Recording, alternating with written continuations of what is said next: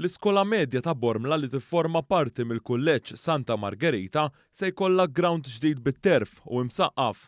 Dan tħabbar waqt konferenza l-aħbarijiet mill-Ministru għall-Edukazzjoni Justin Caruana li spjegat kif dan il-proġett mill-Fondazzjoni għall-Iskejjel Tagħda b'investiment ta' 300,000 euro jinkludi wkoll il-bini mill-ġdid tal-pedamenti tal-ground. Il-Ministru qalet kif dan il-proġett huwa parti mill-proġetti ta' faċilitajiet sportivi li tisiru f'20 skola madwar pajjiżna b'investiment ta' ftit iżjed minn €1,000,000. It-tfal ta' din l-iskola għandhom xewqa li jkollhom iktar spazji. Fil-fatt fil-waqt li ħabbarna dan il-proġett, kif konna hawnhekk ħadna deċiżjoni li dan il-proġett inkabruh u allura flimkien mal-proġett ma' xogħlijiet li qed taraw għaddej, issa ħankunu qegħdin nagħmlu fażi oħra. Deċidejna propju issa on the spot ix-xewqa ta' tfal li qalulna propju llum u ħankunu qegħdin insaqfu propju dan ix-xogħol li qed isir biex ikun jista' jintuża iktar anke fix-xita.